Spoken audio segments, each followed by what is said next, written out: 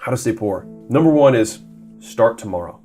Number 2, read books, do nothing. So just keep reading, keep consuming, take no action. It's the best way to just stay poor. Next one, take advice from poor people on how to get rich. Best people to talk to, right? And all your friends are poor, you should totally listen to them on how to get rich because they've never achieved it, so you should listen to them. It's a great way to stay poor. They have no idea, right? Don't listen. So, and obviously with each of these, you can take the equal opposite. And so instead of starting tomorrow, start today. Instead of reading books and doing nothing, read the books and then take immediate action. Instead of taking advice from poor people on how to get rich, take advice from rich people on how to get rich. Number 4, how to stay poor. Pick a spouse who makes you feel guilty about working. Yeah, have the number 1 person in your who literally influences you more than anyone else, make you feel terrible about the thing that's going to help you achieve your goal.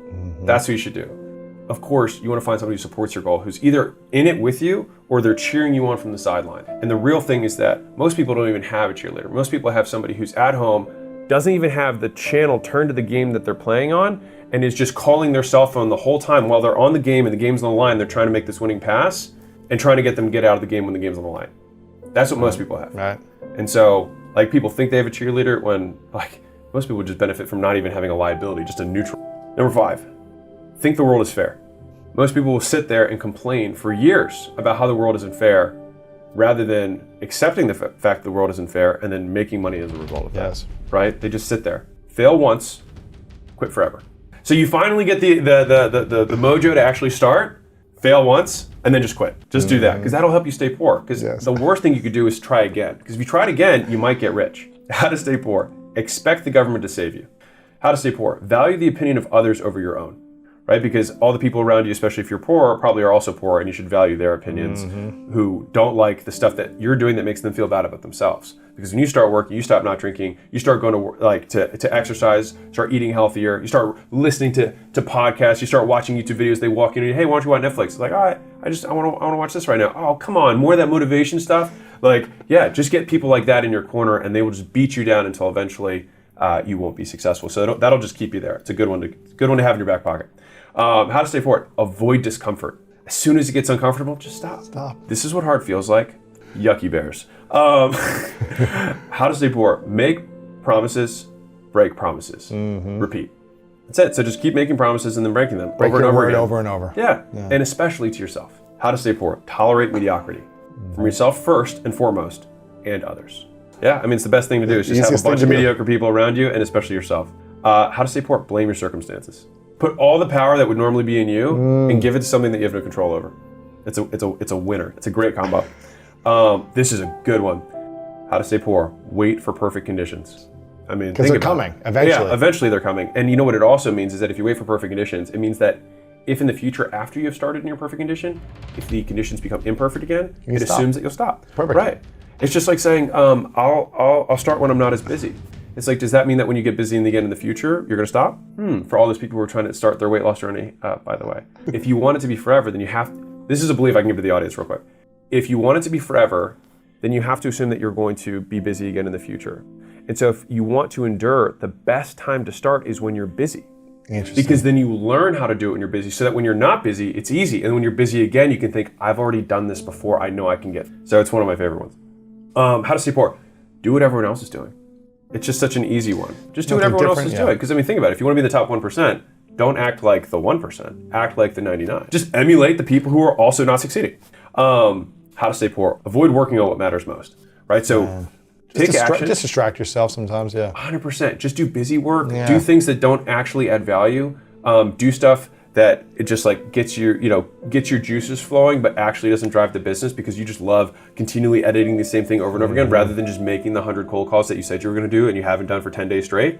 Instead of doing that, which you know is going to make you more money, be afraid of it. Yeah. And avoid working on it. Absolutely. There you go. That's perfect. It's a winning combo. How to stay poor. Do your best, not what it takes. So many people, they're like, I did my best. And the real talk is like, did you really? And then the second line underneath of that is that oftentimes when we start, our best is beneath what is required. And the sub answer of that is that we just need to be better. How to stay poor. Oh, this is a good one. Prioritize looking rich over being rich. Spend the small amount of excess money you have on looking wealthy rather than increasing your earning capacity. Because then you'll never be able to get out of it, right? Because you're stuck in these leases and you don't have excess cash flow to actually invest in the earnings power. So you basically just sit there looking rich and being poor the whole time, and then you also feel like a fraud. How to stay poor. Be born in a dead-end town. Don't move. Yeah. Stay there. Stay there. Stay in the bad environment. Yeah. It's just, I mean, if you're like, I want to get into show business and I'm in Cincinnati, it's like, then stay in Cincinnati. Best thing you can do. How to stay poor. Say you're going to do something, don't do it. That's just a winner. That's a timeless classic. How to stay poor. Talk more, do less. Especially if you can talk publicly. You know what I mean? And because it actually makes you feel better to tell people that you're going to do them, because it makes you feel like you're doing them by telling them. Reality hasn't changed at all, but you feel better. Right. And it's a great way to stay poor. Because it satisfies that temporary itch. Right when you feel bad, you talk about it more. How to stay poor. Start something new today, start something new tomorrow, repeat. Every day start something new. 100%. Start building that bridge, and then start building another bridge tomorrow, and another bridge, and then you look back 5 years from now and you have a whole bunch of half-built bridges and no dollars that ever came across.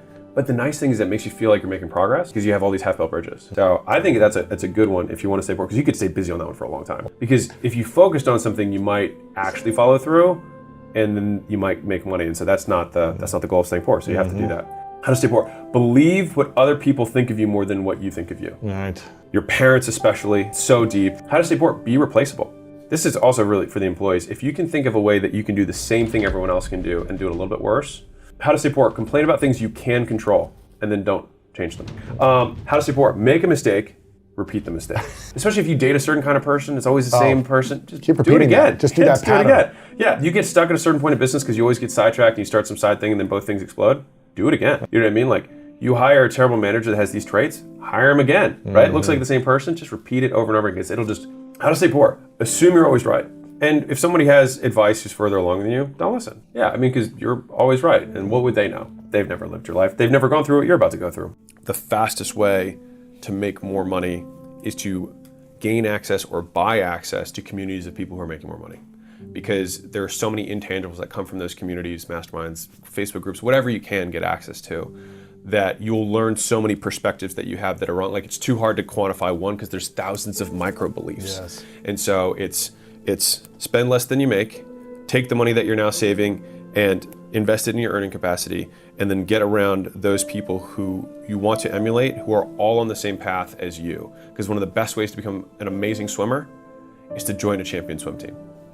Because you get all, like Angela Duckworth looked at this inside of Grit, that book, her book. It's like one of the best ways is that you just adopt all of the culture, the beliefs of the group of people who are further ahead. The amount of money you make is proportional to the amount of leverage you employ in your life. And so, 4 types of leverage. This is not mine. This is Naval Ravikant's, but I'll just say that. So you've got labor. I use 4 C's because it's easier for me to remember. He says labor, I say collaboration. So funny that you said that earlier. Yeah. But it's just getting other people to basically use their time, right, for your cause. The second level of leverage is other people's money, is getting people to invest in your thing. And then the next 2 are, so these 2 are permissionless, the first one's like you need to get someone's permission to work for you, and you get someone's permission to give you their money. The other 2 are permissionless, so you can do them on your own. One is media, which is what you have here, because the cost of making one video and having one person see it versus 1 million people see it is the same cost, right? And then the other is code, right? So I say content and code. So those are my 4 C's. So collaboration, capital, content, code. And and those are not binaries. It's not, am I using other people? Am I not using other people? It's to what extent am I using other people? Do I use other people's money? Yes or no? No. It's how much of other people's money am I using? And so each of these are continuums, not binaries. So like somebody could just use other people's money and be a billionaire because of the extent they use it. But those are the types of leverage that exist. And so as my income went up, it was by proportion to the amount of leverage I was employing. When I built the biggest companies that I've had and now recently sold, and now we have our portfolio, it was about how do we make the most money? And I know that sounds completely backwards, but the only way that you can make the most money is to provide an exceptional valued service and charge a ton of money for it. And because I optimized around making money, I started going for low capital expense businesses because I had lost everything after that 5-year stint. And so I was like, never again am I going to reinvest every dollar from the business back into the business because I've lost it before. So when I started the next business and every business I've had thereafter, like we take dividends every month. People always talk about like reinvesting in their business, but I realized that just meant that they weren't making profit. And so the vast majority of businesses, even the software world is somewhat shifting in this, but they want to see profit. And then even better is if you have net free cash flow, which is just a fancy word for the amount of money that you can take out every month after making necessary investments in the business. And so I wanted to have businesses that pumped cash flow because I had lost it all before. And so I think there's a lot of, like every one of my business seasons, I would say I've had 3 business seasons. I had my gym ownership period, I had my turnaround and early gym launch day period, and then I had Prestigious Labs, the licensing business in Allen. That was like my last season. Where you exited all of them. Yeah, and then I'd say like now we're in our 3rd season, I guess. So brick and mortar gyms, licensing, supplements, and software. And then 3rd season is what we have now. And each of those has a huge magnitude of leverage that was added to it. And so, this like gym launch was started on accident in that I was like, this might be a way that I could make money.